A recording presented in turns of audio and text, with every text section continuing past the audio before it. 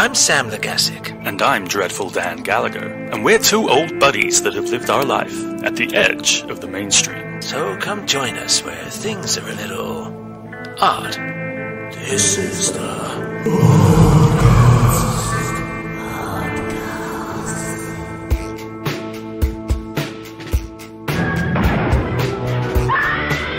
You've got to believe.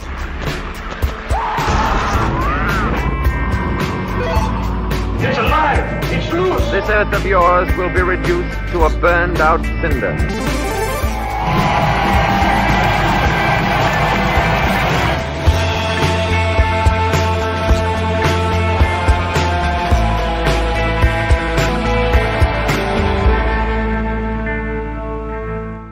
Hey everybody, welcome to ODDCAST, movies, music and gaming, and here with me is Dreadful Dan. Hi Dan. Waka waka wah! I'm here. How's it going? Great, yeah, doing a sort of weird war chants. I don't know why. Wasn't Waka Waka Pac-Man? No, I think it was Fozzie Bear. Oh, okay. Oh yeah, that's right, yeah. But also it might be the New Zealand rugby team. Yes. We got the Olympics going on now, didn't we? Didn't England do okay? Didn't we get to like the semis or something? That was the football, the footballing European. The is European that part of the Football Olympics? Championships was we got to the final for that. And that's the Olympics, is it? That's a separate thing. This is happening in Tokyo. That was in London. This is why we don't cover sports on this show. It's part of it. I saw some diving. That was shit. Yeah. What's the point? I can jump in the water the best. Better I than... haven't watched any of it. I've not watched any Olympics. Awful. Yeah. I mean, by the time this comes out, we might find about 100 medals. Who knows? And then everyone's watching, cheering on something. But yeah, don't bother. If you like Olympics, go and watch Cool Runnings. It's like the Olympics, but better. Well, it's set in the Winter Olympics, which is my favourite Olympics. Have you seen, I know we're completely going off immediately on a tangent, but have you seen the game handball? It is the only thing I only see it in the Olympics, and it's literally people running around throwing a ball. And it looks like it's the only sport that I've looked at and thought, I reckon I'll be good at that. Yeah. I wouldn't mind playing that. The other one's kabaddi. It's not in the Olympics, but that's the only other sport. It's a sport it's really big in India. So when I was in India, I saw it on the TV. I haven't seen anyone actually playing it. It's in the streets. All right. What is but it? It's basically like British Bulldog. It's a schoolyard game that children play here in the UK, where basically you have to just like tussle people to the ground. Okay. And tag each other in. Yeah, so kabaddi, I think it's like there's two different teams and you go up and you've got a ball and they just have to get you and pin you down. And if they say, and they actually have to say kabaddi, kabaddi, kabaddi. Fuck off. And if you can slip away before they've had the chance to say that, you can carry on like it's not real. Play. It's not mad, real. This is some like sexual harassment thing that you got accused of or something with the children in the schoolyard. I tried to set up a kabaddi like London team. Bet you did. I bet you did. No one knows what it is. For a start. Well, this leads us nicely on. Are you primed, Dan? Are you primed for today's movie that we're going to be discussing, which is the 2004 film Primer? I mean, you've got the $400 billion. You've gone the charity route. You have this perfect 100-room mansion with matching his and her yachts and helicopter pads. How do you fill your day? What do you do?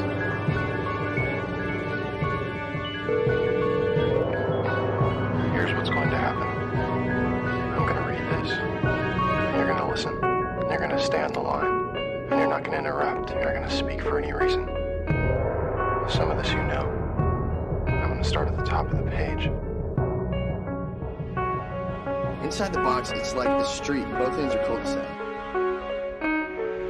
They took from their surroundings what was needed and made of it something more. Now, Dan, I made you watch this. Yeah, you did. Why did you watch it? I know. So, I straight off, I enjoy this film, and I actually Shane Carruth, I believe that's how you say his name. He's been in a lot of hot water recently, which I guess we'll kind of come to a little bit because I think we have to touch upon it. But I was a really big fan of his, and I remember seeing this film and thinking that's a complete head fuck. And this was before like YouTube and all this. And I remember specifically trying to figure it out and having to like watch it. So since then, loads of people have explained it, and I think they've done a much better job than I ever could have. But I will try and go through it today. But putting all that to one side, did you know anything about it? Like, what did you think when you saw like the cover? What were you expecting? I'm really interested in basically what you thought about this. Okay, I hadn't heard of it, and when I went online, I actually tried to avoid reading anything too much about it, because when I know I'm going to be watching a film, I think I'll just take it at face value. So I really didn't see or read anything before watching it. I got the impression, I think you said it's a sort of science fiction film, indie and maybe a bit weird. So that was really all I went in expecting. And I wouldn't say I hated the film. Okay. But I did experience some hateful feelings towards the people that made it. Okay. Right. Interesting. What did you specific? I mean, I think I could guess. But what did you specifically hate about it, without going into too much detail to begin with? Without going into too much detail. I mean, I found it Confusing, boring. Okay. No, I found it boring and irritating. Right. Interesting. It was confusing, obviously, by design. But I really thought as well, reflecting back at the end, it's not, the plot isn't as confusing actually as all that. I think they throw in so much stuff, and so much of it is then like the technique, obviously. Yeah. That kind of like obfuscates some of the like linear narrative. And it's one of those films, I think it, then I looked at some of the comments that people have made in reviewing it, and it's one of those films that demands your attention and demands rewatching to figure out what's going on. Maybe, I don't know, maybe in my 20s, I'd have thought that was quite cool and quite an interesting challenge to kind of tackle it and figure it out. Yeah, like me. But I don't, I suppose I don't see any value now in kind of working that hard to figure out what's going on in a story that actually doesn't carry all that much weight or value. Well, it's interesting, Dan. That is all stuff which I'm kind of glad you said, because I think if you'd have come and said, I absolutely loved it. Yeah. I don't think I would be, there is that, but I don't think I'd be as interested to discuss it with you. The fact that you're a bit like, I don't really like it that much. Because basically I want to kind of not try and change your mind, because I don't think I'm going to be able to do it. But you're going to present the case. Yeah, I'm going to present the case, and I think I'm going to enjoy presenting the case more, knowing that you're currently in this, view, this point of view, if that makes sense. So anyway, people probably listen to this thinking, what the fuck are they talking about Olympics for? And now we're talking about whatever this film is that I've never heard of. So Primer is a film, as I said, 2004. In a nutshell, the story itself is about these like engineers basically who work in a garage.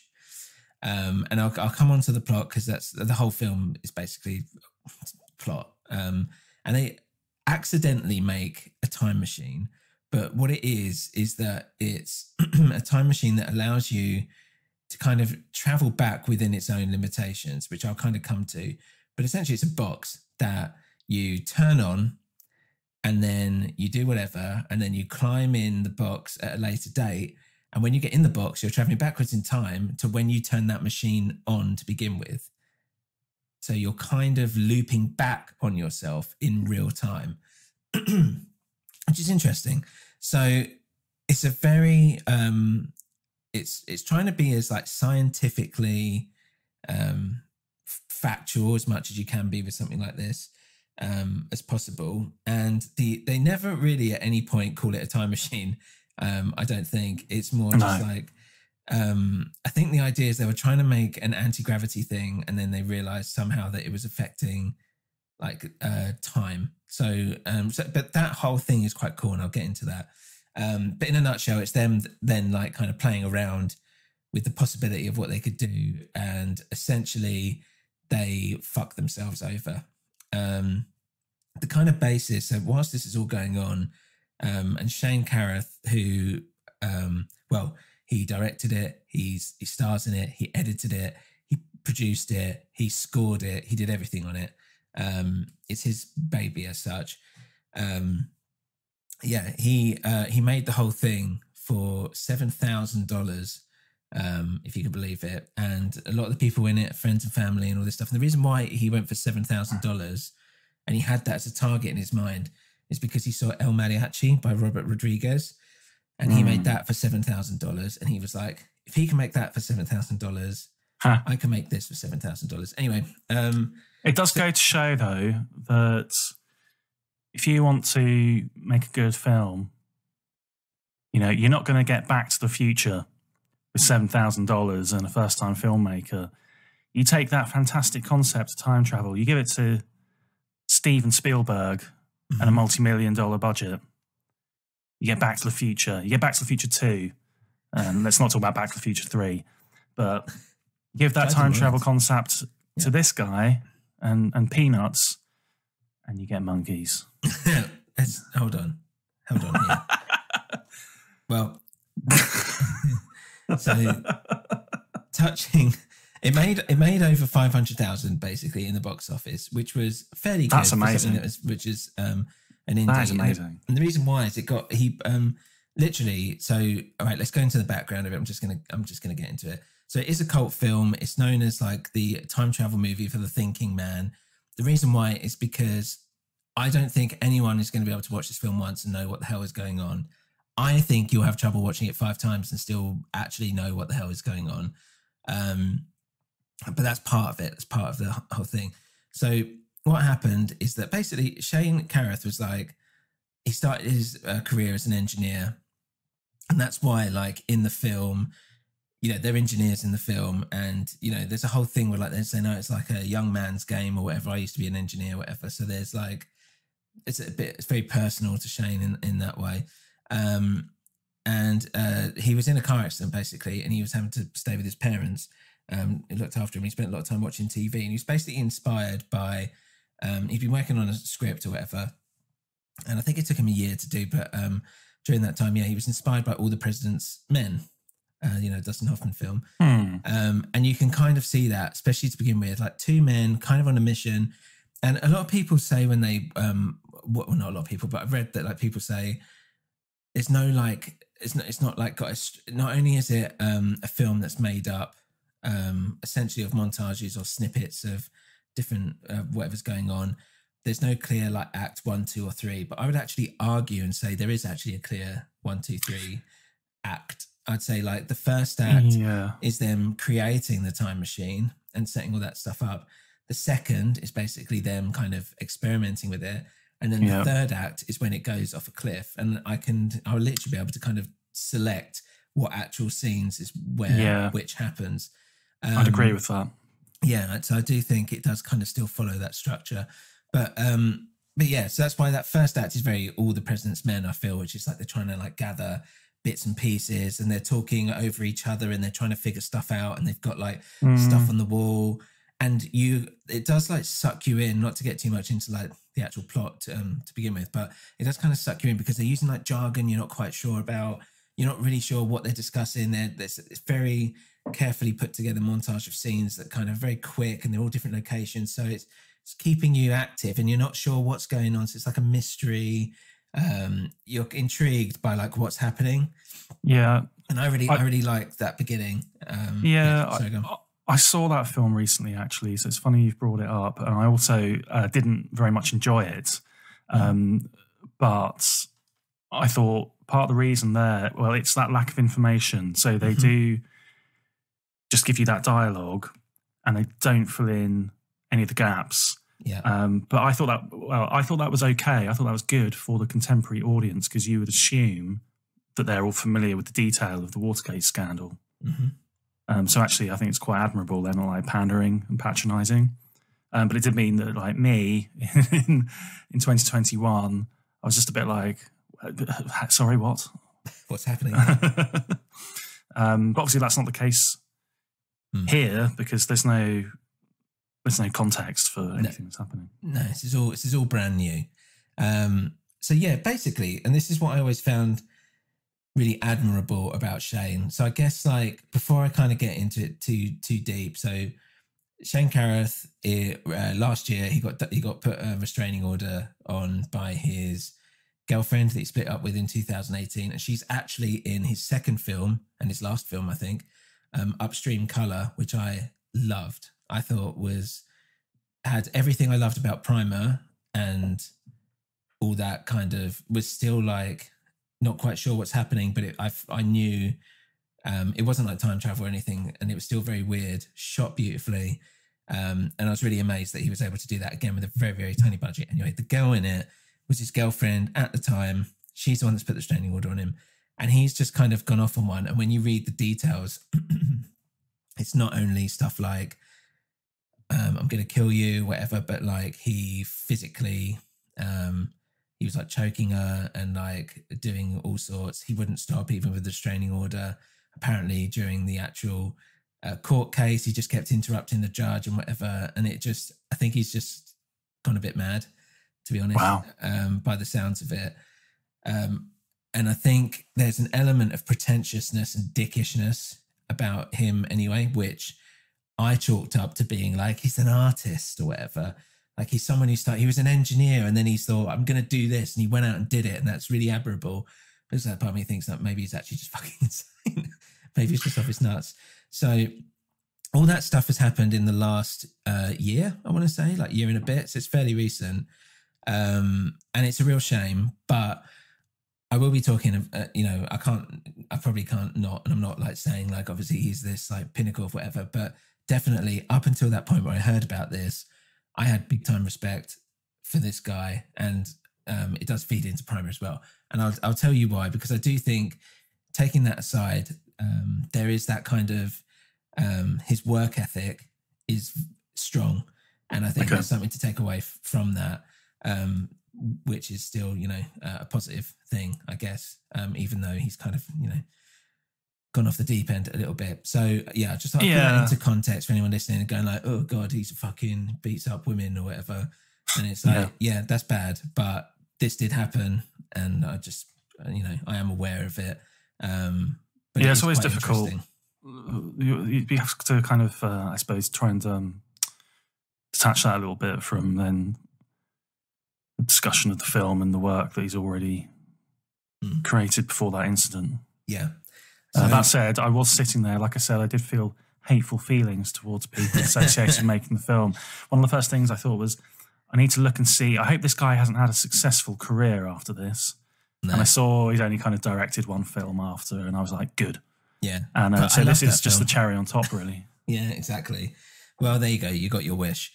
But, so yeah, talking about his work ethic and, this is, and I kind of like, this is, for me, it's quite inspiring because there's that part of me that is very similar to him in the sense of like, he just went out there, he researched it, he did the work and he did it rather than feeling like entitled or a sense of nepotism or whatever.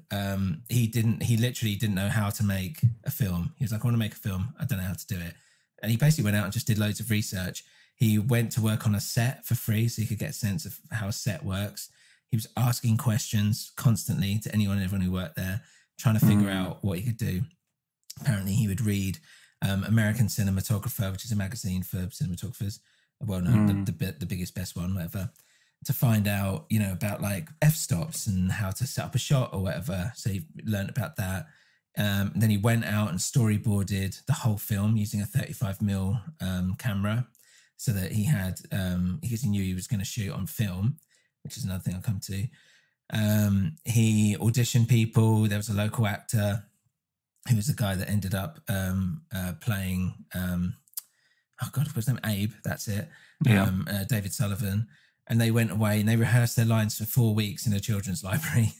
They just sat there and they said they wanted to do it so many times that they got sick of kind of talking to each other and sick of repeating the lines, which is kind of how that comes across in the film as well.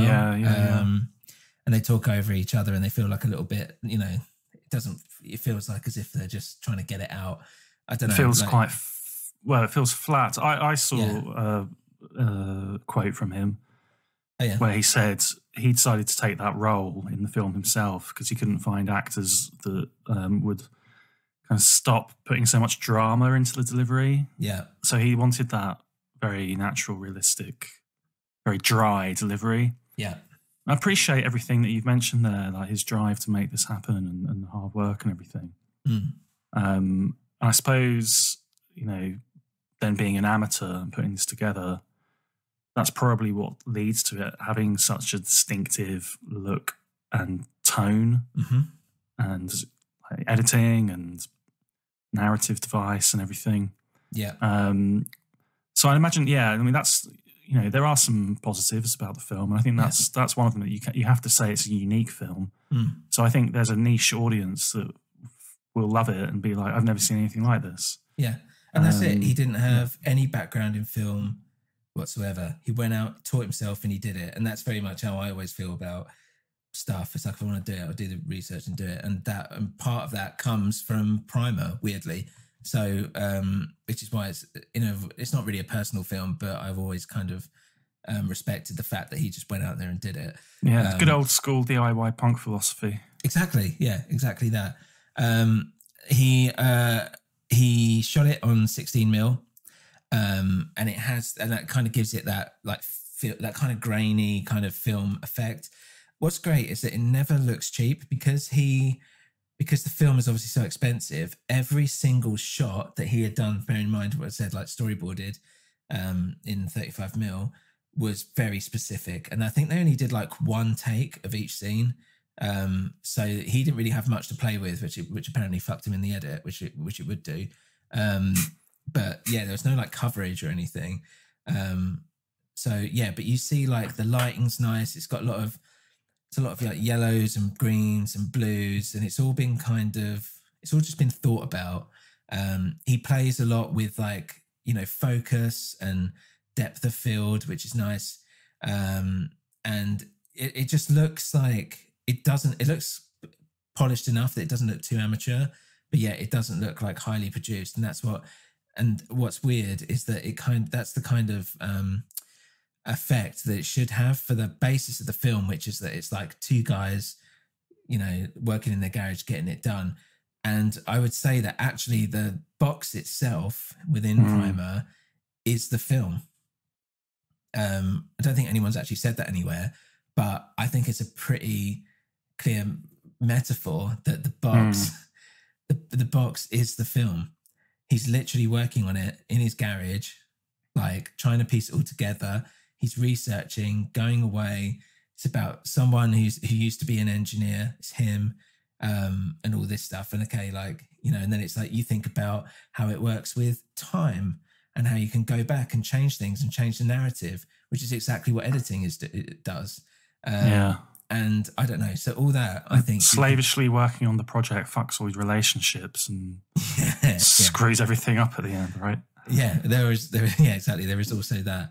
I'm just going to counter what you said though, because I didn't like the look of the film. Okay, fair enough. And that was one of the things I think that I found unappealing. I've seen quite a few comments then, reading the reviews and things from other users. So I mean, I'm not talking from a technical standpoint here, just what's being presented to me. It felt uninspiring. I don't know. It was a lot of the same kind of tones, colours. I found it quite bland to look at. Yeah, fair enough. Quite dark in places. Lots of then quite high contrast scenes as well, like outdoors. Yeah. Yeah, I found it quite sort of like a bit fatiguing, frankly. Well, it's funny because that's why it's got that. It reminds me basically of, because it's 16mm as well, when you used to see those kind of like, it's kind of docu style, but I don't want to say that. It's more in the vein of like indie. Funny enough, like you could say like punk indie. You know, when you think of like the year that punk broke or whatever. Yeah. And all right, it's like, you know, those are gigs and stuff. But the way it's just kind of, it's a bit fly on the wall. It's a bit distant. It's very, very rare that it has close up. So if it does close up, it's still like stuff in between. It's never like the camera right next to the face or anything like that. There's still like a distance with it. And I think there's an actual certain quality to it that I think makes you feel like there's a sense of realism about it. And I think, yeah, maybe if it was more, I don't know yet, inspired, or if they played around, I think it would look too much like an actual film, and it would take away from the whole point that this is like a roll your sleeves up, gritty, dirty, like, you know, it might look too much like a polished time travel movie. And the whole point of this is it's supposed to be like real. So what if time travel was real? Like, what would actually, like, you would be fucking terrified if you found out how, you know, people would be like, oh yeah, I'd go back here or do whatever and play with this. And they're actually like scared of what the power that has now been bestoweth on them. And part of what the film, theme of the film is as well, is that it's to do with what was kind of going on at the time, I suppose, in a way, but it's to do with the two, it's their relationship as friends, but it's also to do with the fact that they're very selfish, egotistical people. Yeah. Yeah, and you can tell that from the start, can't you? Right from the start, yeah. And that's part of it, that the only thing they can think of what to do with this thing is to play the stock market, basically, which, you know, we'll come to. But yeah, it's quite funny you didn't like the look. I mean, I thought it was perfect for what it was, but I guess, yeah, I can see why someone, wouldn't like it. Yeah, it's just, you know, when you're sitting down watching something for an hour and a half, I was just like, yeah, this is difficult to watch. Yeah, fair enough. And then, like, something you just picks up on there, like the, you know, nature of the characters as well. It's quite a lot of time to spend with, you know, pretty unlikable characters. Which again, this is the problem. I think I just like inherently didn't kind of like what his vision was for the whole film, because obviously these things, like, they make sense. Like, it makes sense, like you said, that it looks like that. It makes sense that these characters are like that and act like that, because then it's analysing how it starts to break down. But then just from stepping back and going, as a piece of entertainment, I was just like, I'm not really invested with these people. Don't really want to see them succeed. Right, kind of struggling to stick with their story, basically, or bother then to try and interpret what's going on. Yeah, okay. Yeah, I mean, I quite liked the fact that I didn't like them, because I thought it's kind of like watching the bad guys who don't know they're bad guys a little bit. And I found that quite interesting. I guess, like, one main criticism I have, which is not going to be a surprise to anyone, is the editing. I know it took him like 2 fucking years, and he tried to quit the project like 4 or 5 times or something. He said he was just done with it because he just didn't know. The process was painstaking. He shot it on film, and then he had to get it converted to digital, and then he had to do it in Premiere, and it's things he'd never used before, and he didn't know how to sync the sound and all this stuff, and he just found it horrific. What a shame. Even I know how to do that. You could have sent it to me. This was 2004 as well. Fair enough. You know, it would have been slightly more difficult maybe than... I'm still using a calculator in 2004. Yeah, exactly. Scientific calculator. Yeah. Remember those? So yeah, he wasn't an editor, so he edited it. He'd never done it before. Tried to teach himself and learn it and whatever. Fine. And then so there's an element where, especially in that third act, I was thinking they needed to have shown a bit more. For me, like, and we'll come to this, is that the party is quite a key event, and I feel like they should have made more of a deal of that than they did, because it's actually, I would say, weirdly, the kind of crucial hook for the whole movie. I agree. It's the dramatic kind of fulcrum around which the whole film revolves, but you don't really realise that until it's kind of ended. Oh, that was actually really that's actually Really really important. important. Yeah, and he only gets like 20 seconds of screen time out of the whole movie, really. So the same way, I quite liked the audacity of it, but I was thinking it was like, it really needed, which would have made people like maybe yourself, but especially for the general public, walk out and be able to maybe piece it together a little bit more, was just in the editing, just kind of let things breathe a little bit more, or just pay a bit more attention to certain parts of it, because it does require you to actually pay attention and think. But even if you're paying attention and thinking, you're not going to come out of that first time and be like, whoa, which you could have been had it been more, had it been explained properly. Well, there are a few key events, I feel, that, like, if he'd made more of them almost like, like a marker in the sand, just to keep you then involved in the developing storyline, then it would have been okay maybe to have these then long chunks where everything's quite vague, because you'd still get that kind of cool moment in your head where you piece it all together towards the end. Yeah, there was just so little to grab hold of, so much kind of narrative noise, so to speak. Yeah. But yeah, like that's one. I think as well, like early on, probably the marker as you move into like the second phase, really, when he kind of sees the duplicate of himself around that time. Yeah. Maybe again there, just a little bit more information so that you're really understanding. Because even again, at that point, they haven't actually said it's a time machine. No.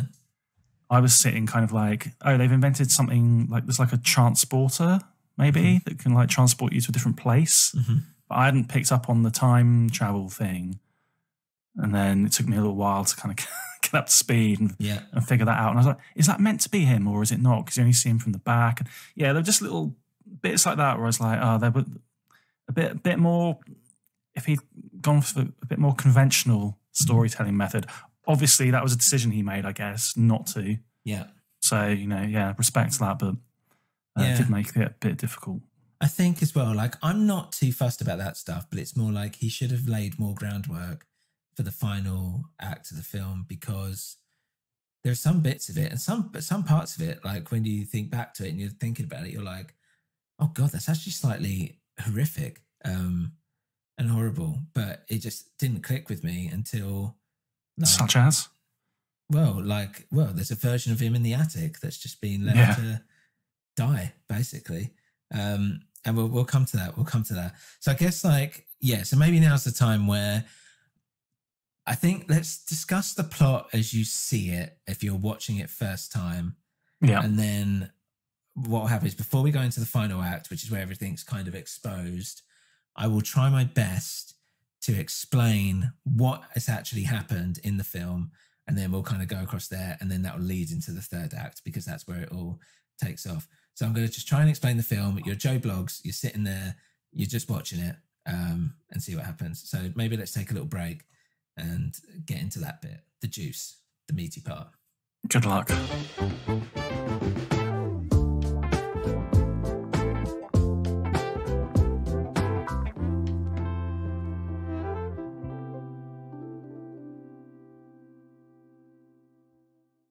So we're back. So as I said, talk a little bit about the actual plot. You're sitting watching the film, what you're seeing.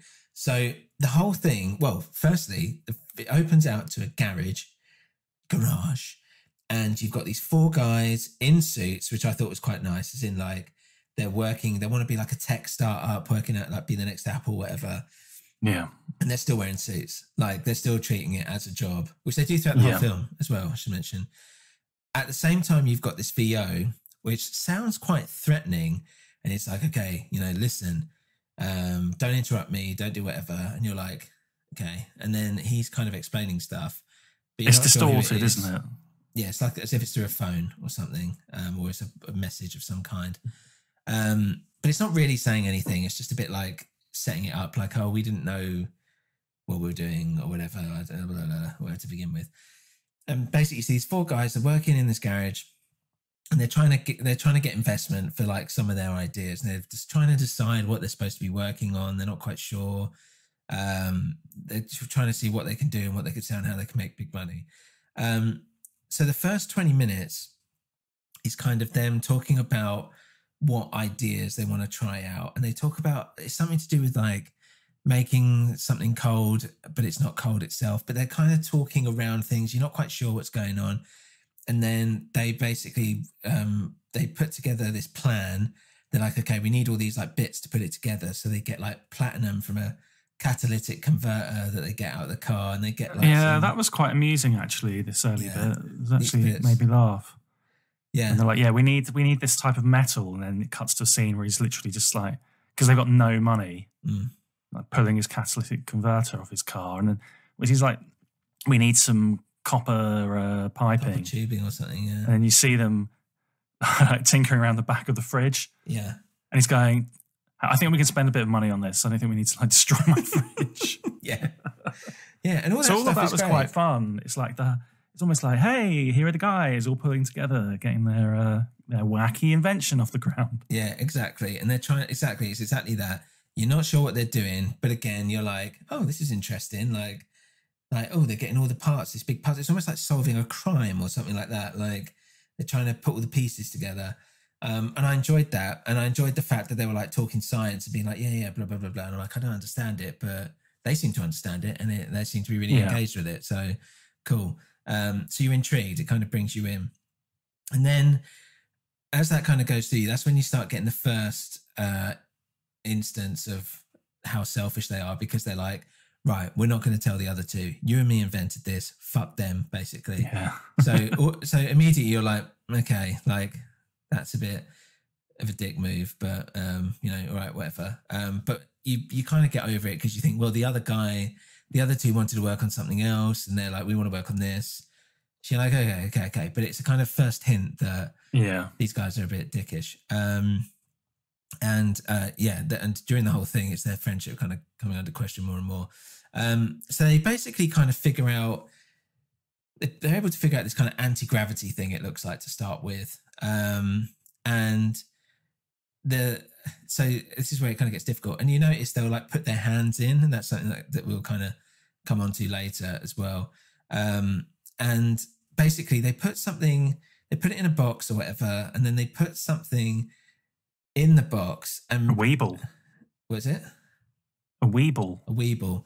And so this is part of what Shane, the guy who directed it, was also saying, is that it's like some of the greatest inventions were born out of being the side effect of something else, basically. Yeah. And he wanted it to feel like that with this. Like they weren't striving to make a time machine. They're trying to do something else, and somehow they've unlocked time. So yeah, this Weeble thing. 1970s children's toy. Is it? I never heard about it. It must be an American thing, is it? I used to have some that I inherited when I was a child. I saw him saying that he really wanted it to be a Weeble, and he had to like scour eBay. Oh, really? Because again, I guess 2004. Like now you go on, there's probably like 1,000 Weebles, but you had to search high and low to get a Weeble. It's quite funny. Brilliant. So they're kind of doing tests, and they see that, I think if they see that like the mass has changed, and they don't really understand what's been happening, or even like what it is or what it does properly, they start like, I believe at some point they put their watch in and their watch is going backwards. So they know that like weird stuff is happening. And Abe is kind of the protagonist at this point. So Abe's kind of like leading, I guess, more on what this machine is doing and what it is. They're both being part of it, but Abe's kind of leading more. And then anyway, like Abe goes off and takes this Weeble because it's got all this stuff on. He's like, what the hell is all this stuff? They find out that basically it's this weird protein that is on everything. And what it's done is it's accumulated over time, like X many days or years or whatever it is, in that whatever those few minutes that it was in that machine for. And so they've got this whole thing, and I thought this was quite cool. This whole like, he's trying to talk to other people, and he's like, "Tell him what you told me," like, but as if I'm not here. Like he's like, "But I told you." He's like, "Well, tell him because he doesn't know," and all this stuff. And I quite liked all that. I thought that was quite fun. But also, again, they're trying to like slowly give you little pieces of the puzzle that you're trying to work out, and it's going, all right, you've got to talk to this person and that person. And I quite liked that because the whole thing feels like it's this weird like journey. And it's not just like one guy with like exposition. Like here's stuff. It's like, they're like, I don't know, like, it's just this thing, like, whatever. It's probably a joke. Like, go talk to whatever. And it's like, you know, I quite like that idea of it. Again, it's like very scrappy. Like, everything they do is like super scrappy. Yeah. And again, it made me think of like when he was trying to search out how to do film, and he's like trying to ask all these people and ask all these questions and whatever. It feels like it's got that mentality behind it. Yeah, some of them don't take them seriously and just kind of like they give them a bit of info begrudgingly. Yeah, exactly. And it's like, why do you even want to know this? Like, whatever. Like, at one point, like, the guy's just like eating against a rail. He's like, ugh, whatever. So it was quite cool. So they basically, and this is where it starts getting into like the science, the proper science. So they basically theorize that this object has been essentially in a loop from when they turned it on to when they turned it off. And during that time, it's been bouncing around in time, back and forth, back and forth, back and forth. Like, however, they work it out like X many times. And they basically realize that what they are putting in is somehow it's able to actually travel backwards in time. But it's getting kind of stuck there until someone opens it between, and this is where it starts to get a bit confusing, between a point A and a point B. So you put something in a point B at the end and it'll come out at point A. But the thing is, obviously, it's just going to sit there forever until someone instigates the fact of opening it to get in or get out. So they were like, well, what if it was like a smart object, like a person or whatever like that, that could do that. So then it would work, right? So they're like, maybe, I don't know. So that's the setup. Go on. Exactly. What I think you're about to say, which is that's the setup now for we move into a different type of film. And it feels really like at that point, you get an alarm bell rings. And it starts to feel like that is the setup for every kind of classic sci-fi film, isn't it? It's like The Fly or something. Yeah. So we found this thing. We've established that these guys are maybe a little bit ethically unsound. And now they want to experiment with a real live person. Yeah. Something's going to go wrong. Yeah, exactly. You're bringing humans into the mix. Yeah, so they've not said that they're going to do that either at this point. They're just like, that would make sense. Like, you know, and that's something that we should try. So but we know. We know. So then they go and Abe. So Abe is David Williams, I think his name is. Oh God, I should get that right, shouldn't I? Just in case it's not. Yeah, David Sullivan. Sorry, not David Williams. David Sullivan, who I'm just going to keep calling Abe. Aaron, who is Shane Carruth, the director. They're the main two people, but just so we know who we are going forward. So Abe meets Aaron, and Aaron's just sitting on a bench, but he's got this earpiece in, which doesn't really seem like anything at that time, but it's actually quite important for later on. And he basically tells him, like, okay, I'm going to show you something amazing. And Aaron's a bit like, what are you talking about? Like, what are you on about? So they go to his office and whatever, and he's like, you know, someone comes in, it's like, oh, you know, have you met Thingy outside or whatever? So they're talking about, I think they talk about the party then or whatever, but basically during that course of time, there's this party that's going to happen later that night. Fine. So anyway, that kind of happens. They go to the storage facility, and I think this is quite a cool shot because they're kind of sitting there talking about it, being like, you know, oh, well, you know, if we were to do like a bigger version of this, what would we need? Well, it would need to be like, the temperature would need to be controlled. Okay, so it need to be in a safe space. We're not going to get to it. Okay, cool. And as it's doing it, it's slowly panning to the left where you see like that they're outside a storage facility, the commercial ones. And they're like, oh, he's basically, look over there. And then you see Abe like basically walking along with some oxygen tanks. It's like, okay, it's weird. And I thought that was a bit like Tenet. I don't know if you've seen Tenet, but they talk about in Tenet you have to wear an oxygen mask because you're traveling backwards through time. And so, and I thought maybe Tenet got that from Primer because obviously that's traveling backwards through time. And in Tenet, you're traveling backwards through time, and it's like your lungs work differently. So you have to have oxygen because your lungs are doing something different. Whatever it was, it's quite fun. A little tip of the hat there. And then... but this was, again, this is like a little confusing bit, I thought, for me, because this is so pivotal and important, I think, that you understand this. Exactly. So then there's a lot that happens off camera. Sorry, go on. Yeah, so that's it. Like, I liked that pan, and you're like, oh, that's exactly where they need to build this thing. Mm. But, of course, Abe has already done it at some point. So... when you see him, you don't realise he's got an oxygen tank. Well, you can see he's carrying stuff. Yeah. If you watch it a second time, you'll go, oh yeah, you can zone in and see the detail and probably figure it out. But yeah, it's just a bit like, is that, I presume that's meant to be him, but is it him? Yeah, you're not quite sure. Maybe 10 minutes later, or not even 5 minutes later, you're like, okay, I'm pretty sure that was him and that feels important. But it just felt like that would have been good to really kind of get at that point. Yeah, also it adds to the duplicitous nature of the two, because he's essentially gone off and fucked off to do it by himself without telling Aaron, which is a big deal when you think about it. And now he's come back to be like, it's worked. And I'm going to show you. And so again, I remember like thinking that's cool for the story in a sense of he's like, it's already been done. So you as the audience are kind of with Aaron, which is important. Being like, oh fuck, like this is happening and it works, and you've done it with a real person. But at the same time, you're thinking like, shouldn't you have told me? Like, why am I just finding out now? It's exactly like what you've just said, which is that you kind of felt like you needed some kind of explanation and all this stuff, which I imagine is what Aaron's kind of going through as well a little bit, because this has happened off camera.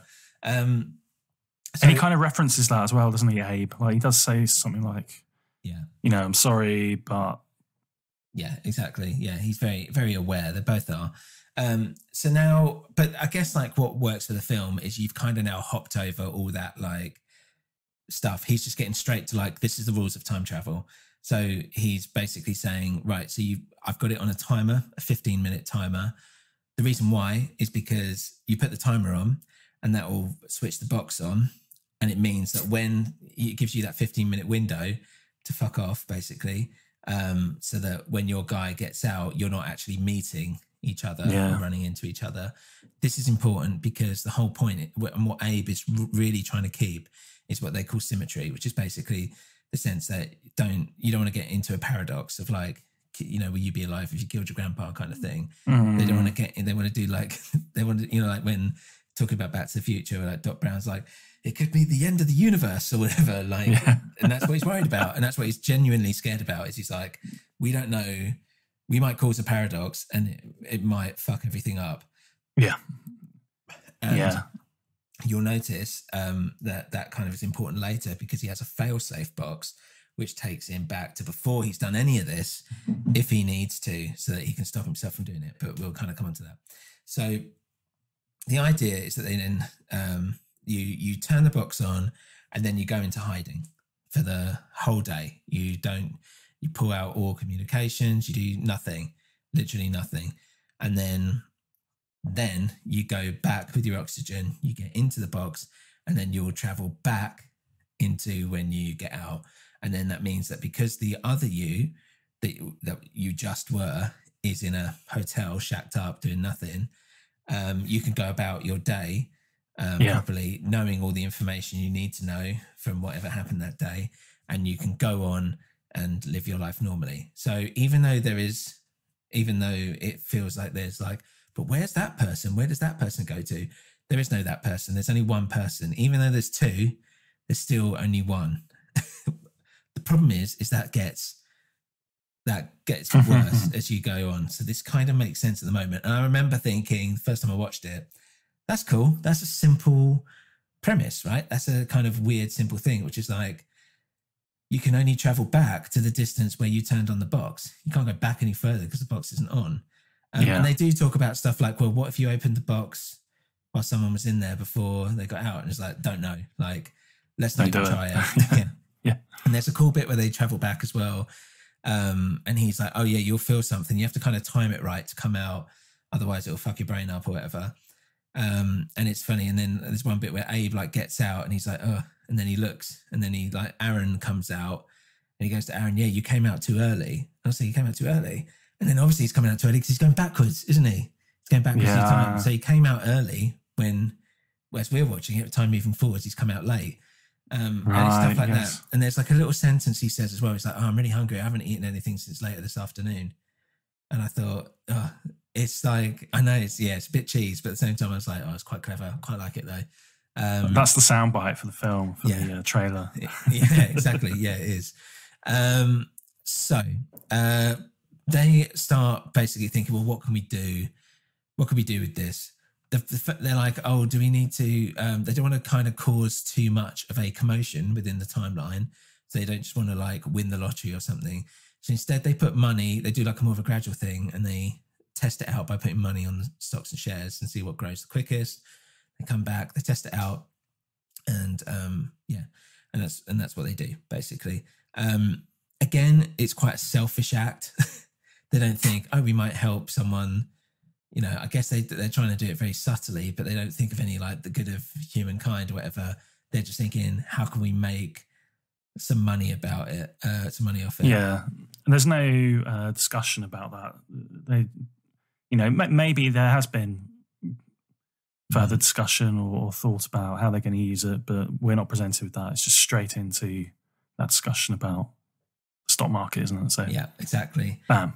And whilst this is happening, there's also some talk of the party and someone's ex coming in with a shotgun and Aaron being like a hero.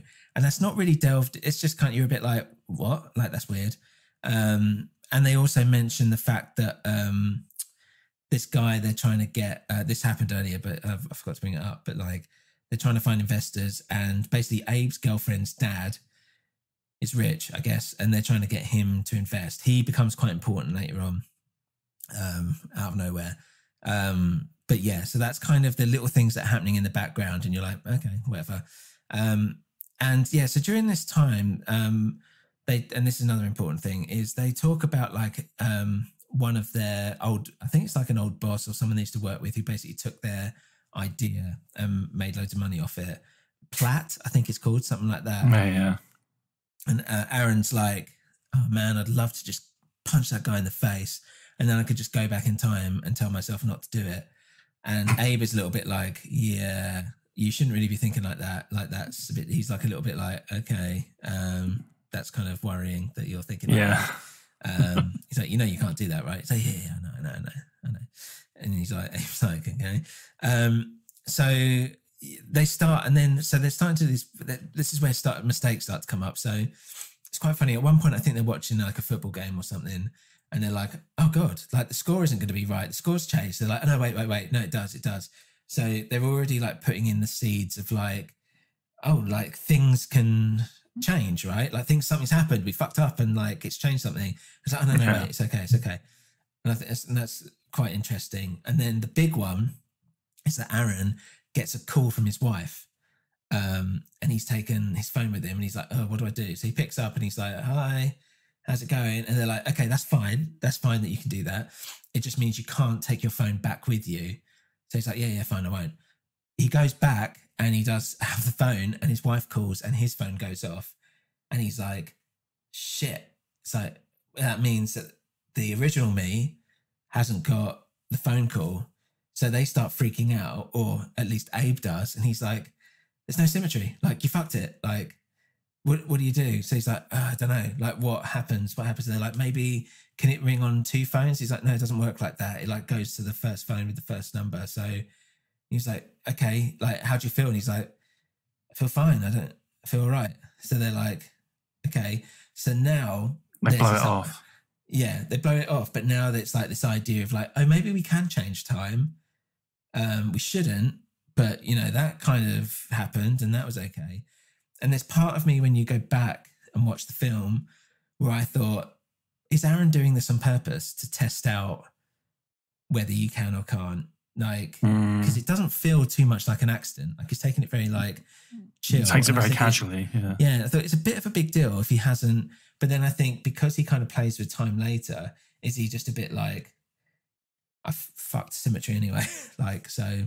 Yeah. And do we even matter? know for sure which version of him we're with at that point? Exactly. Yeah, which is also part of it. So yeah, Abe's really scared. And then So then this is where it kind of starts getting a bit weird. And this is kind of like coming to the end of the second act now, right? Which is basically Abe is woken up by some kids bashing on car alarms at like whatever it is, like 3 a.m. in the morning or something. So he's like, okay, you find out that he, again, has been a bit duplicitous because he's actually been putting the box on at 5 p.m. every night, just in case. So he's like, okay, look, here's what we'll do. We'll find Platt, or whatever his name is. We're going to beat the shit out of him. Then we'll go back to 5 p.m. the day before and we'll tell those kids not to bash that street alarm. And that means that I won't be woken up and we would never have done any of this, right? So we can kind of test it out and see if that symmetry is fine or if we can play with time. And also we get to smack our boss on the nose or whatever. So Aaron's a little bit like, what? Okay, like whatever. But as they kind of, and this is what happens. So as they go to do it, they notice their boyfriend's dad. I think his name's Granger or something. But they're like, yeah, but he's got like a beard now. Like I saw him earlier today and he was like clean shaven. And he looks all like, disheveled. And they're like, what are you talking about? And then now it starts playing, the editing starts playing as well. Because now some of the shots like jump forward a little bit. And I think it's trying to confuse you as an audience member to try and make you feel like time is starting to freak out and shift around a little bit. Because it becomes even more bewildering, frankly. Yeah. So as a viewer, you're like, what am I looking at? And then you're seeing shots that are happening in like 2 minutes time. And I think, that's it. Time's starting to freak out. So basically, they go out and then Granger and Aaron like run off and you're with Abe and then he sees them on the floor, whatever. And he calls, doesn't he? Oh, that's right. He calls his girlfriend to get the dad's number. That's right, yeah. And he rings him and he does answer the phone because this is in the early hours of the morning. So he answers the phone. So it confirms and corroborates that there are two versions in this time strand. Yeah, that's absolutely right. So they're like, okay, well, something's obviously happened, like for him to actually be here. And anyway, so after that altercation, everybody's freaking out. So this is the beginning of the third act. I guess like I'll go over the whole thing. I'll try to, but in a sense, when you're watching it first time, you see about the failsafe and the fact that Abe is going to go back and he's going to kind of put a stop to it all, but it doesn't really work. And then you start seeing scenes that you've seen before, but they're different. And we should say that like Aaron has started to get like, he's like bleeding from his ear and shit. So obviously this is having a bit of an effect. Abe at this point like faints or whatever. And then Aaron basically confesses, and we'll get to this, confesses that actually he's been fucking around with time this whole time throughout the entirety of the film. He's been pissing about with time. He basically found the failsafe that Abe had put. He took 2 boxes with him into the failsafe, went all the way back to the beginning. So he used Abe's failsafe, then replaced it with 2 failsafes. So Abe thinks he's still got his failsafe, which actually is a different failsafe. And then Aaron has actually been a completely different Aaron from when he's sitting on the bench with his earpiece in. That's actually Aaron from now who's gone back. Yeah. So we'll kind of get to that in a sec. But you see, he's kind of saying about all this. And this is when I'm watching it going like, what? Like, what's happened? Because at one point there's like 3 Aarons as he's talking about it. And I was like, what the hell is kind of happening? And then it gets to a point where they have to do something at the party, and we'll come to that. But basically, Aaron feels like because he saw Granger, something fucked up at that party that he needs to fix. So they need to go to the party. They need to make sure the party happens. They go to the party and they have to really like save the day. It wasn't enough to save the day. And this is why it kind of gets confusing. So I'm like, which timeline have I watched? What am I watching? Like, where is this now a little bit? And what actually this saving the day entail? Because we haven't had enough information about what the kind of like... Yeah, the exact details. What's the core event of this part? What is the thing that's so bad that they're now trying to manipulate and change. Yeah, well, that's it. Because the ex comes in with a shotgun. That's all you know. He's coming with a shotgun. And he's threatening his ex-girlfriend, which is Abe's girlfriend at the time, whose dad is Mr. Granger. So you're thinking, something's happened, and he needs to like basically fix it better than he did originally, because obviously for Granger to come back, that means that something's probably happened that comes all the way back to that party. So they both sort out that party, and then they're basically like, right, we have to call it a day. Like, this is it. Aaron's like, right, I'm going to fly off. See ya. Abe's like, I'm going to hang around and make sure that my real Abe, who he's knocked out, who's the Abe that doesn't even know he can time travel yet, doesn't figure out time travel. And I'm just going to have to sit and watch, make sure it doesn't happen. And that's that. And they basically have this little argument where Aaron's a bit like, it's going to happen, like whatever. And then it gets like a bit personal. He's like, oh, you've always wanted like my life or whatever, like, you know, and all this. And Abe is a bit like, you know, you're a dick. And then walk off. And then the kind of final shot is Aaron in a big warehouse full of people in a different country, essentially hinting that he's building a massive like warehouse-sized box. Yeah. And that's how the film ends. Yeah. That scene in the airport, I thought that was quite strange, because that seemed like quite conventional, almost a bit cheesy. Like the thing of the lovers coming together at the airport, and it's I'm not going to come with you, and that's like the big crux of the film. Like, surely they'd have had that conversation before they got to the departure lounge at the airport. It's a bit of a cliche, a little bit. Yeah, it's just really weird. So for him to do that, I thought, as a director, after everything he's kind of laid out, to kind of fall back on something like that, I thought was very odd. Yeah, it was weird. I liked that final little scene though. Which one? That final scene where he's like clearly making like I'm going to make a bigger box. Yeah, and that's it. Like, he's still selfish, basically. He just doesn't give a shit. He's quite willing to just fuck with time, and doesn't care about the consequences. So now, for those who may have watched it, I'm going to try my best. We've kind of explained it a little bit there, and I think we did quite well, but try and explain what actually happens and who is who. I'm going to try my best to do this. So basically, we start on Monday. This all takes place over the course of, I want to say, like 5 days or something like that. So we got it on Monday, and you've got Abe, right? Abe has, God, this is going to be painful. So Abe, can you also, do you think you can match your narration to the music and lyrics of Craig David's song? So, remember back in time on Monday, we were freaking out by Tuesday, and we never experienced Wednesday, Thursday, or Friday. I don't think I can. So essentially, Monday 9 a.m. there is a box. Now, Abe turns the box on, and then he goes to a hotel by himself, and this is the first test. And he's like, okay, whatever. Then at 3 p.m. on that Monday, he gets in the box so that he comes out 9 a.m. in the morning as, I guess Abe. I think as I'm going by this description, let's call him Abe 1, I guess. So Abe 1 is now living his life, and this is where he meets Aaron, and he's like, guess what? I've just basically traveled in time. It's pretty cool. It's pretty great. And we see all that stuff, right? So also at the same time, he has built a failsafe, which he's turned on before he's turned on this 9 a.m. one, which is actually at 5 a.m. So he's done a failsafe box that is 4 hours before the box that he goes in, if that makes sense. So he's just got this box. As far as he's concerned, he's got this box. It's just sitting there. It's just in case. I'm just going to have it there so I can go back and stop myself should I need to. Right. So that's that. Which version of Aaron is that he's speaking to, though?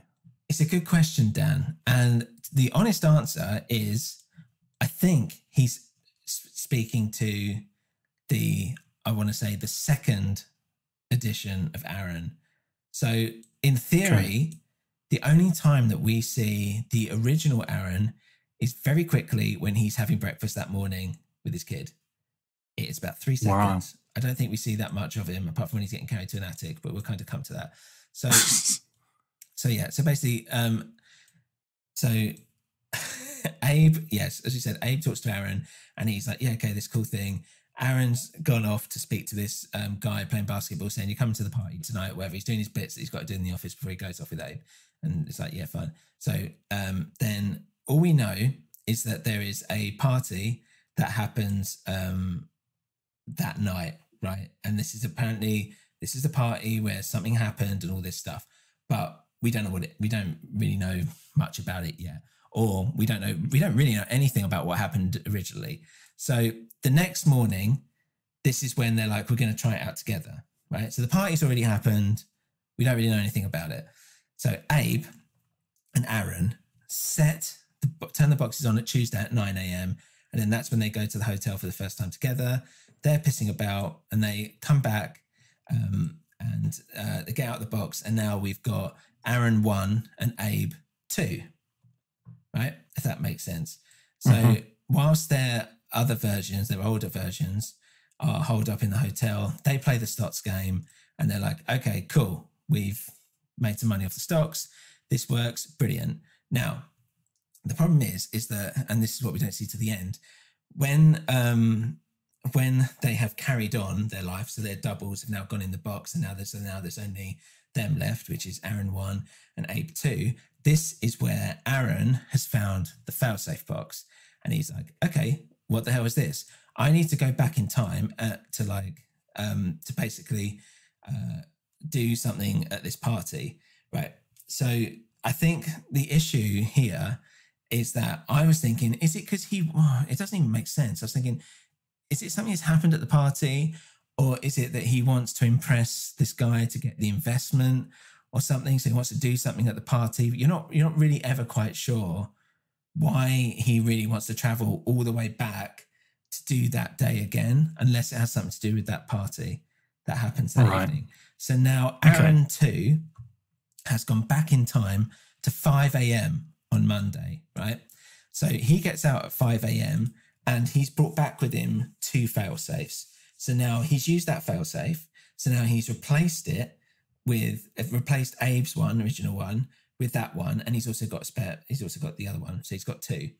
So he switches those on because you have to. And switches the original failsafe off. Yeah, the original failsafe is used because he's been in it and he's used it for himself. So that's redundant now, basically. But he's still got these 2, and who knows who the fuck's going to pop out. So Aaron 2 then goes. Now there's 2 Aarons, right? So now because he's gone that far back on the Monday, he needs to replace himself. So he goes back to his home where Aaron 0, who's just doesn't even know what the fuck is going on, is basically gets beaten up.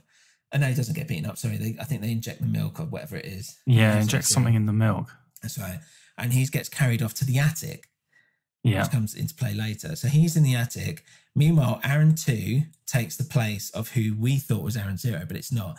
So he's got the little earpiece in, and what he's doing is he's actually recording the conversation, I believe, that he's having with Abe 1, who we saw. So I think the presumption is that this version of events is the one that we have just seen. So we never saw Aaron 0 do any of this, basically, I think. So Abe and Aaron have their little chat and all this stuff. Everything happens as we've seen it in the film, but Aaron has now done something at the party that is like heroic. So Aaron 2 and Abe 1 then go into their boxes, do what they were doing on the Tuesday normally, but now they've basically changed into Aaron 3 and Abe 2. So at this point, Aaron is like he's gone back in time like about 3 times or whatever I've just said. So he goes off and lives his life. And then this is when he's a bit like, yeah, I'd really love to like punch our old boss in the face. And they're like, can't do that. Like, it's going to fuck with time or whatever. And this is where I think he's thinking, I've already fucked with time. Like I fucked with it. So maybe I do want to kind of do that. And that's why I think he's so blasé going forward, is because now he's already made the choice by shutting his original self in the attic, Yeah. that he's kind of already fucked around with stuff. And you'll notice that there's a scene where they're like, she's like, honey, have you called the exterminator for those rats upstairs? He's like, oh, they're like birds. You don't want some dead birds. It's like, oh, she thinks there's rats upstairs. It's not rats. It's him. It's his original self up there, probably dying and just trying to get out. And for me, like when I realized that, and when I read about it afterwards as well, because I had to redo all this stuff after I watched it, I hadn't seen it in so long, I was like, that is horrific. That is horrible. And again, it's kind of that weird, selfish nature about it all. And it also reminded me, do you ever see, talk about Christopher Nolan, did you ever see The Prestige? Yeah. So you remember, like, and this is a spoiler for The Prestige, basically like Christian Bale versus Hugh Jackman, who's the best magician. Christian Bale's big secret is that he's got, because they do a teleportation thing, and the whole thing is that he's actually got a twin. And that's the trick, is that it's not that he's actually teleporting himself, it's that he's had a secret twin for all this time, and this was their big trick that they revealed. Hugh Jackman thinks there's some kind of science behind it, and he's able to duplicate himself, but it means that every time he duplicates himself, one of him has to die and drown. And he never knows which one he's going to be. And that always stuck with me. And it's kind of the same here, where it's like, two of us exist, one has to go. Like there can be only one, to quote Highlander. So now we head into Wednesday, right? So they've 9 a.m. again, they set the box. This is coming routine now. So Aaron 3, Abe 2, stowaway. And this is when I believe, oh no, is it the phone call now? I can't remember. Oh no, maybe it's not the phone call now. But so yeah, Aaron 4 and Abe 3 get out, and at 3 o'clock, and then at the evening, they go into Thursday. So that day was pretty non-eventful. And then it's Thursday. They switch the machines at 9 a.m. That's when they got into hiding, and then that's when Aaron gets the phone call. Aaron 4, Abe 3, they're in the hotel room, gets the phone call. That's when, as we're saying, like things are starting to get a bit fucked up. So anyway, he's like, okay, just whatever, just don't bring your phone back. So they go back in time, and they become Aaron 5 and Abe 4. They do the stock market thing. Aaron gets the phone call. So he's like, ooh, fuck. Okay, that's bad. But okay, well, whatever. So then we get into Friday, early Friday morning, and this is when Abe gets woken up by those kids. And he's like, okay, yeah, cool. So we have this whole event that I've already spoken about, where they see Granger, whatever his name is, and they're like, and they're like, oh man, I think he's been traveling through time. So that's when, as I said, Abe gets into what he believes is his original failsafe box, even though it's not, and he travels back in time because he's like, I'm gonna like stop this all, put this right, put this right, basically. Aaron also goes back because he thinks, I need to like sort out whatever happened at this party. So Aaron gets up, and he's like Aaron 6. He goes, and this is where it gets fucking weird. Aaron 6 goes to where Aaron 2 had just put Aaron 0 in the attic. So Aaron 0 is in the attic. Aaron 2 is now ready to like do the day that we've just seen, this fake Monday with the earpiece in. And Aaron 6 is like, they have a fight, apparently, though you don't really see it.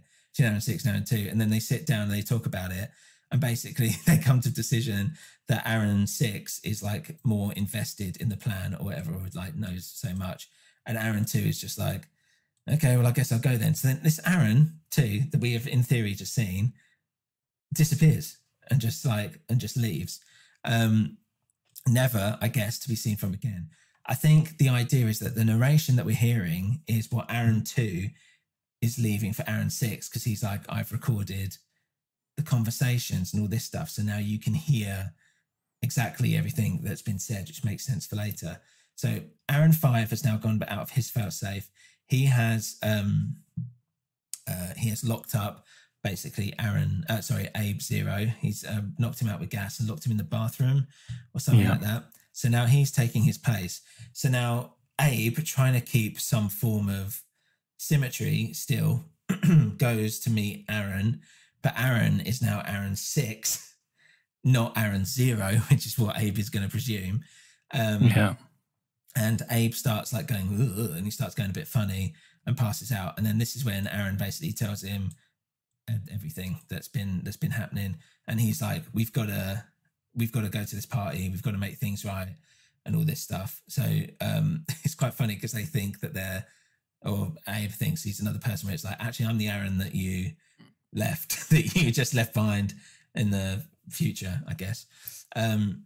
Yeah, that's it. They think they're on a level playing field at this point. It's like, as you've just demonstrated, it's completely cluttered. Yeah, it's insane. So it's like 3 different versions of Aaron just walking around the earth at this one point, which is mad. So Aaron can and this is what's quite cool, is where they can hear what they're supposed to say like before they say it. So they make sure they kind of don't put a foot wrong. And you'll also notice that their handwriting has gone a bit funny and they don't really know why. And as I was saying from earlier, because they put their hands in the magnet thing, it might have sent their hands back in time a little bit. So they are thinking things, but their hand isn't matching the speed of their brain. It's actually, so that's why they're like, it's like as if they're like a few seconds behind. Or it could be the fact that they are, they've traveled through time so much that it's actually fucked to them. So anyway, they go to the party, which apparently is going to be this big deal. And they deal with this ex-boyfriend. I'm not really sure what they do. It's all just like a mess. Basically, Abe is like freaking out a little bit. And then this is where we get this final scene, which is just like, okay, cool. Like, I guess Aaron 0 will be the new Aaron. You know, and I don't know how they're going to pull off like how he's been in the attic for like a day or whatever. He might still be asleep. Who knows? It's a bit weird. And this is when Abe is like, okay, yeah, I'm going to make sure we don't travel through time again. So, well, this is where there's a little bit where they talk about going off together. Yeah, go on. You remember this better. And basically taking their own selves' passports and stealing them. So again, I think Abe raises a sort of like concern about that, about the ethics of that, doesn't he? But Aaron's basically like, well, they're not going anywhere soon. Yeah, I vaguely remember that now. Yeah, sorry. We'll just take their passports and we'll get out of here. Yeah. So I thought that was, again, that's like a nice little bit in the end, just to, if you haven't digested everything that you've just said, it's just a little reminder that there are multiple versions here at the end, but they see themselves as the dominant versions. And they're not, well, Aaron isn't worried about tampering, I suppose, with their lives. Whereas this is it, how the contrast is like Abe's like, that's not okay. And pack it in. Yeah, exactly. But obviously, he does take his passport. Aaron takes the other Aaron's passport, I guess, to get to. Yes, well, true. all we get told is that it's probably in some foreign land. Yeah, exactly. And that's it. I think we did as good a job as we probably could in that. It's a relatively like short film. It's I think it's 1 hour and 15 minutes or so. Yeah, it's not a long film. And yeah, I genuinely like, I know you said you didn't really like it, but I was in love, I guess, with the idea of it being a puzzle and trying to figure it out. And I know like a lot of films have done that better as well. But I liked the idea that it was, it dealt with the idea of like time travel as a concept as well, because there's that, you know, like Hawking's and all this stuff in terms of, you know, what, because they're dealing with gravity and the fact that gravity doesn't perceive time and things like that, and then make an anti-gravity machine. So the science of it, even though it's obviously very rudimentary and still science fiction, but there's a quite heavy emphasis on the science part. And I quite liked that, just that idea. I like the fact that it's like dirty and grubby and it's not some kind of like swish, like, oh, it's like a futuristic watch that will send me through time or something like that. This feels like industrial and horrible or whatever. I liked how, it wasn't afraid to just, you know, take a very bold step into trying to confuse the audience. And basically, the fact that they have, you know, they've tried to make it like, when you start fucking with time, it becomes a mess. And we're not going to try and shy away from that, because this is what it could be. But it also questions everything that you've seen up to that point, and after that point, once you figure it out, I guess. And where, you know, you don't know what version of the timeline you've seen at any point, really. You're not really quite sure, or you're not even sure what the definitive timeline is, or even if there is one. And I just like that idea of like, and that's why I quite like time travel stuff generally sometimes. Is it because it opens up the perceptions of reality a little bit and makes you question what is real, what can be real, and how easily, in theory, that could be like twisted, and things like that. I don't know. It does like it purposefully.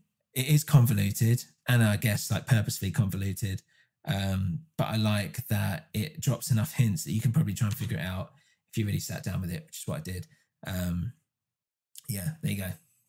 That's it. You have to be engaged with the idea of solving that puzzle, I think, to really enjoy the film.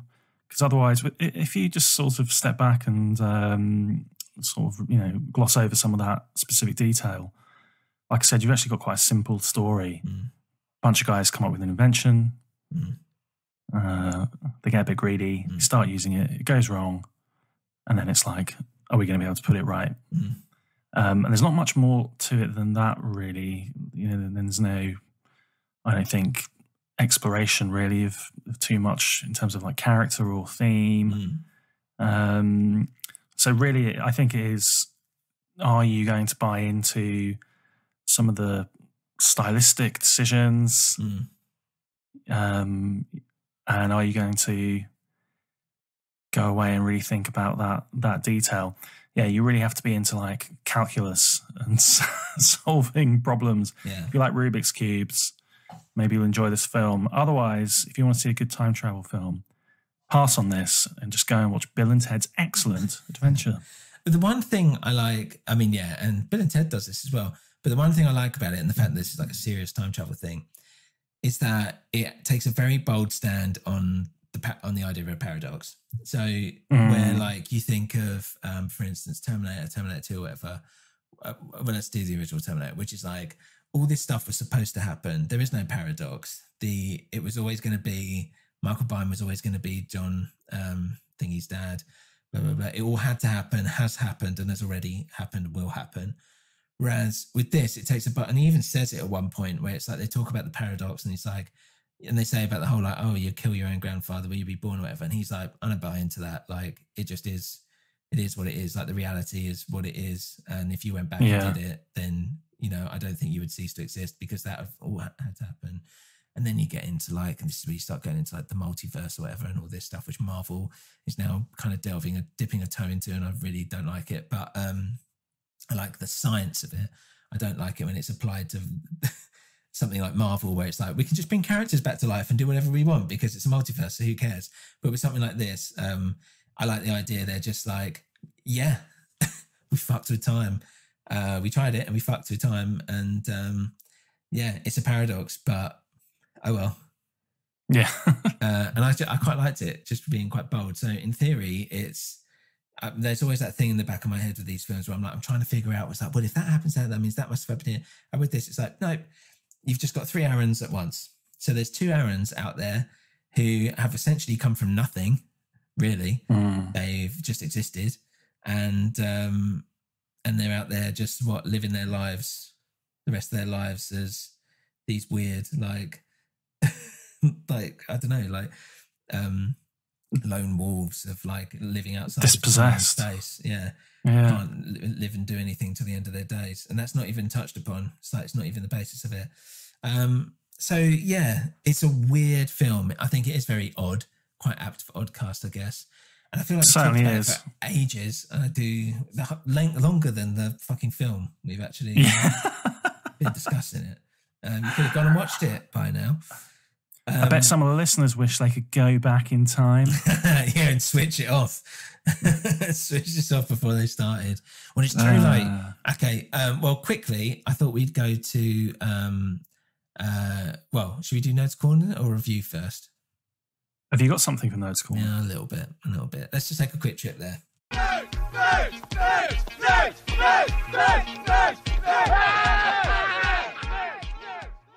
So, Dan, Nerds Corner, I kind of touched upon all the nerdy bits. I was thinking about maybe going into the element of time travel a little bit and talking about, I think it's called the Feynman diagram, which is essentially talking about like a space where something to do with like positive electrons and positrons or whatever, and there being a space, and then to do with quarks and all this stuff. And I was like, I'm not going to be able to explain it, basically, to any sort of like proper degree. And I like to think that, you know, I do know a bit of like astrophysics and time and space, but I was like, there is zero, like no one's going to get any fun out of this. So instead, as we normally do, I thought I'd listen to the soundtrack. Which is by, that's much more up my alley. Yeah, which is by Shane Carruth himself. Should say he basically played a little bit of piano when he was a kid, and that was it. So he's I thought it was quite bold to think that, you know, you might as well just do the whole thing yourself. And I honestly really like it. It's not long. It's literally like 10 minutes or something stupid, because obviously he only did it to it was quite a minimalistic style, but he only did it just to like have something kind of over the top. But it's actually quite nice and ambient, I think. He does a much better job, if you ask me, on Upstream Colour, which he also did the thing for. And that feels a little bit more modern. Whereas with this, it's more like plinky plonky kind of piano and some like nice ambient noises. And I enjoyed that aspect of it. So I thought, well, I'll play a little bit. So this is Aaron's Debt, which is the opening track to the original motion picture score. And it's only 9 songs, 11 minutes, 30 seconds. I'm looking at it now. So here is Aaron's Debt.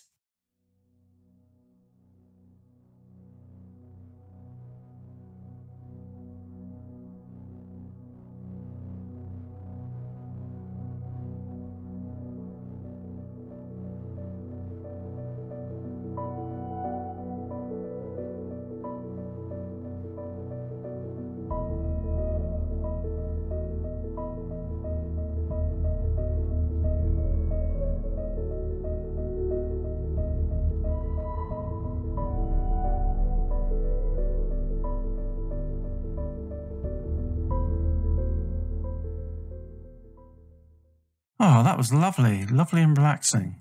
That was very nice. It's good, isn't it? Yeah. I've got to say, the music didn't make a big impression on me when I was watching it. It's hardly in it. I mean, that's quite a good thing in a way, because it's not, you know, obtrusive. Yeah. I honestly, it's quite nice to listen to. And I think because it's a bit minimalist, for the most part, it's just a piano and some bits. I thought it was quite nice. And you think this guy is not a musician. He just did stuff he thought worked and what he liked. And yeah, just hats off. He experimented and he, you know, just did it himself. So yeah, that was Primer. I quite liked it. I can understand why people didn't. What are the reviews, Dan? What does everyone else think? Let's take a look.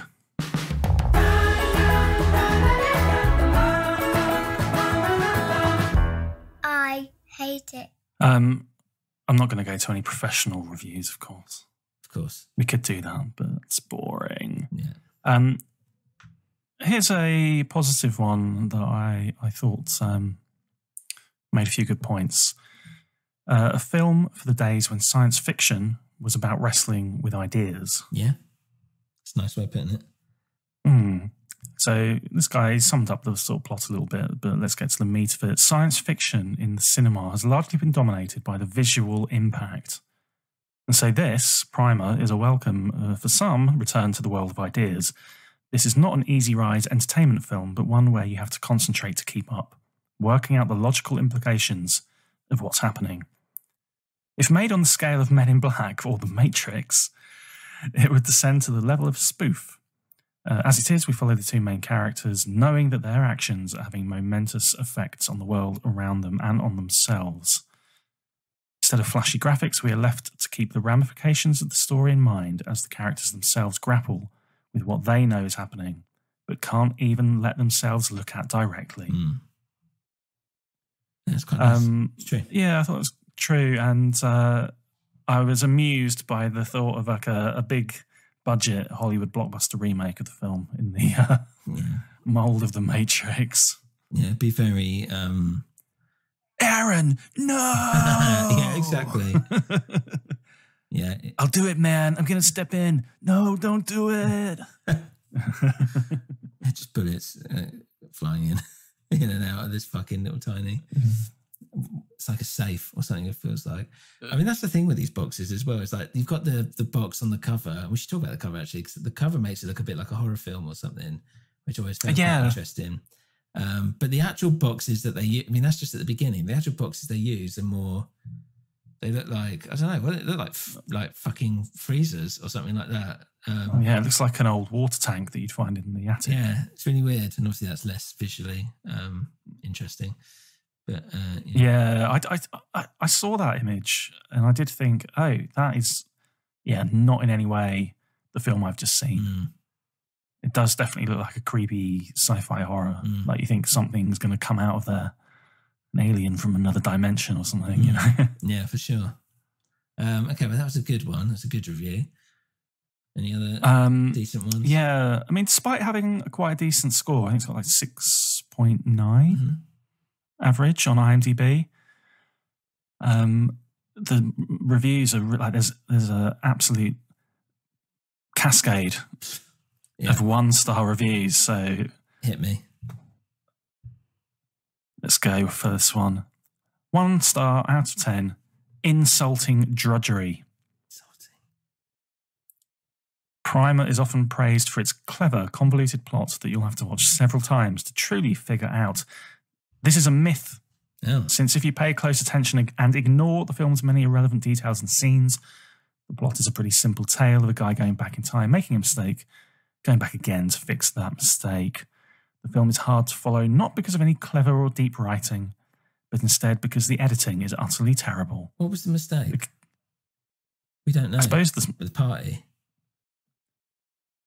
Like, or doing it in the first place, I suppose. Well, yeah, but maybe he's talking about Abe.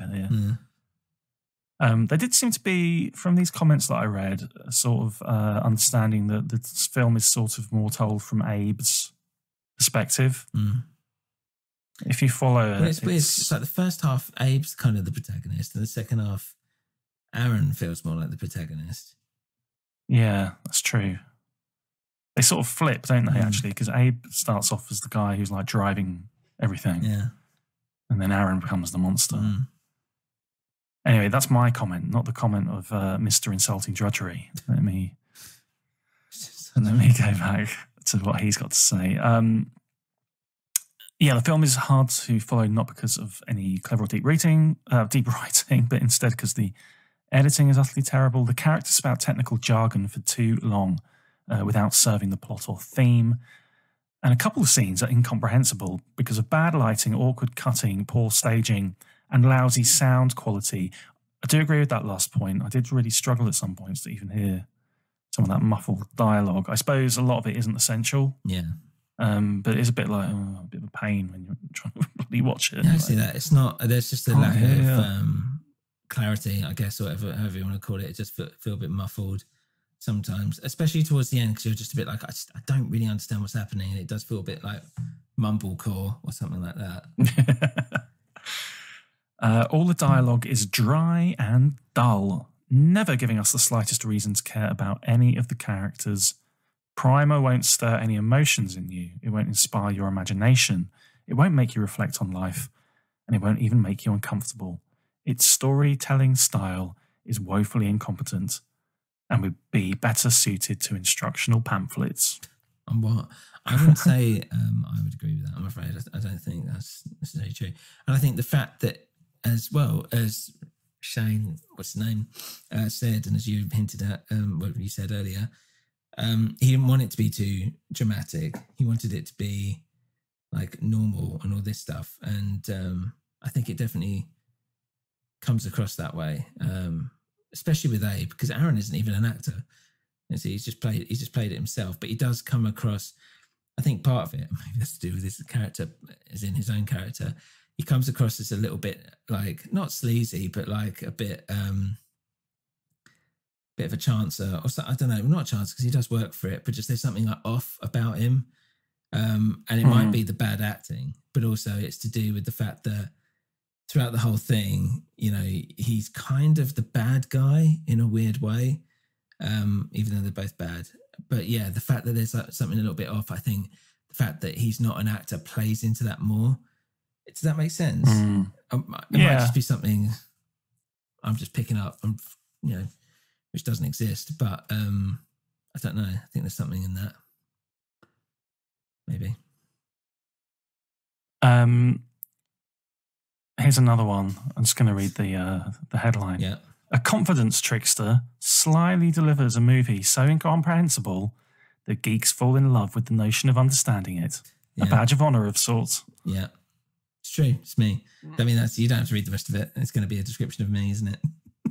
It's about, Jesus Christ, the guy's written a broadsheet essay. All right, give me the highlights. Oh, man. It was seriously long. I think that was it. That was kind of the point. Let's just leave it at the headline then. Even this guy, I love movies about time paradoxes, but this one just left me confused. Because a lot of people angry that it seems to have done quite well when it was first screened. Yeah. Well, that was it. So I guess, I don't know if we even talked about it, but yeah, he literally, like, when it's finished, he paid the $50 and put it into Sundance, and it won like best drama or something. And it beat a lot of the darlings at the time, like Napoleon Dynamite and all this. Nice. And it did really well. And yeah, it took a while, I think, for them to actually get it released properly. But yeah, that's how people knew about it. It's because it won bloody big Sundance Award, which is a big deal.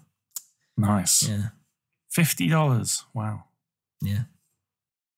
Well, the thing is, that's the thing. Like, I've put in films to film festivals and stuff before, and I would say half of my budgets, at least, have gone on to just entry costs. Just to put them in. Because, it's like some of them are free, some of them are expensive, like 100 quid or something. But yeah, normally you're spending like 30 to 50 quid a pop, and you're sending them to, like, I don't know, you can send them to how many you like. There's loads out there, but you can send them to like 100, and at 50 quid, that's 500 quid or whatever, just gone already. Yeah.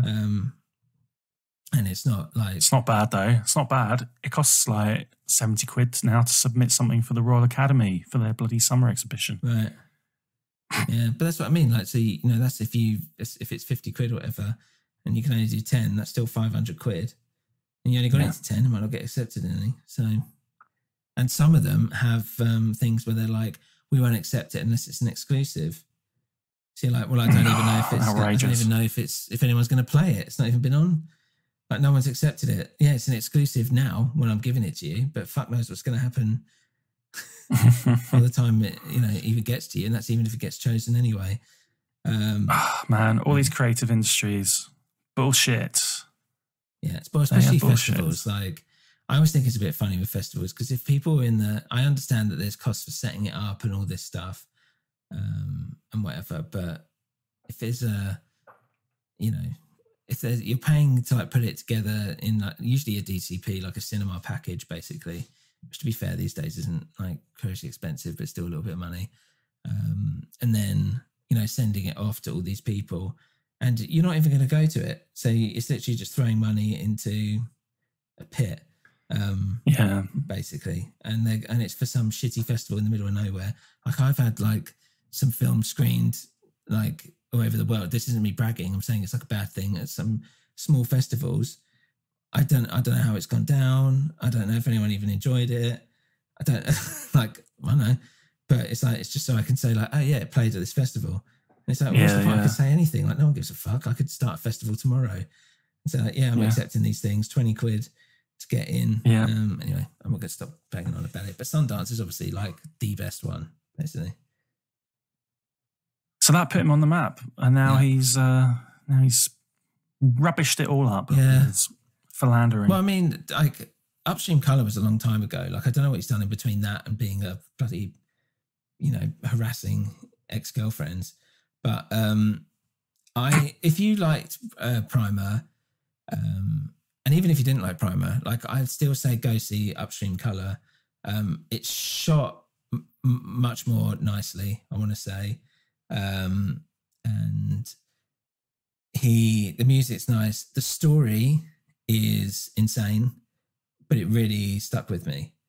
And again, it's one of those things where it's like, I don't know what's going on. And then when it finished, I was like, I figured it out. because it's not like Primer. It's not to do with time travel or anything, but it is like, that was weird. Like, what happened to make him think of that? And yeah, I won't say too much about it, but yeah, I think it's something that we'll probably try and cover at some point in the future. But yeah, I thought he was going to go on and do loads more, work with bigger budgets, but ain't the case. Mm-hmm. He looks to have worked behind the scenes more on some bigger budget films. Oh, really? Doing what? Yeah, when you go onto IMDb, he's known for Upstream Colour and Primer, and then it's like a Ghost Story editorial department. Okay, yeah, no, Ghost Story is really good. I can see a little bit of him in that, actually, thinking about it. Allegiant additional crew. So yeah, he seems to have just sort of what year was that? Drifted behind the scenes. Allegiant is 2016. Additional crew. That means he just turned up for the day. Could be anything. Yeah. What else? If you look, he's had little credits across the whole spectrum, really. Okay. Composer, writer, editor, additional crew, camera and electrical department, casting director, production designer. Weird. Yeah. What a strange man. It's a very strange man. But yeah, check out Primer and check out Upstream Colour. It kind of came and went. It was like Upstream Colour. It kind of, you know, a lot of people loved it for like 10 minutes and then never heard from again. It made a lot of people's like top 10 films of that year. But yeah, just had no lasting power, I guess. And also, it's not about time travel, and people do love time travel. Even if it's a shit film about time travel, people do enjoy it. Cool, I think that's it. We've been speaking for a while now. So yeah, Dan, I've said my bit. Dan, any last thoughts from you on this? Have I been willing? Have I made? I don't know. Like, have I had any effect in my case? Not really. No. I mean, I appreciate the. It's more fun talking to you about it than watching it. Yeah. Right. Fair enough. Well. Yeah, because I'm still at the same. It's kind of fun, kind of figuring it out. Yeah. Over a beer. Yeah. But as a viewing experience, just too dry and difficult. Yeah. I think if I'd come away, and maybe this other film that you're talking about sounds a bit better, if I'd come away with any sort of like emotional response where I thought, oh, that left me feeling a bit, cold or or sad or horrified about what's happened to that guy in the loft or anything. Yeah.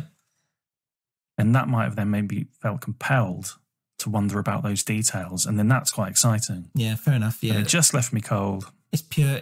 I mean, it's supposed to be a bit about them and their friendship, but it's not really. It's literally about the plot and the story and the puzzle of it all. Upstream Colour is about like a relationship. It's basically like I guess it's a weird love story, which doesn't really kind of get into it being a love story until about halfway through. But Christ, I've only seen that the once, and that's when it came out. So God knows. Yeah, let's check that out at some point. So that's it, I guess. That's the end. Yeah. If you want to see a film about time travel, good old H.G. Wells, The Time Machine. And if you want to see a film about a box, Boxing Helena, that's a good one. Thanks everyone for listening, and we'll see you on the next one. Goodbye.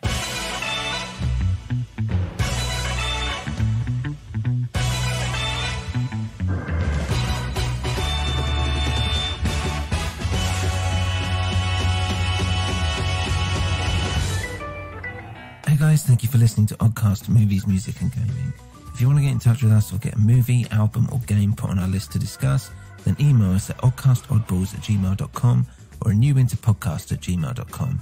This is part of a New Winter Podcast network, so head on over to anewwinter.net to check out our other shows.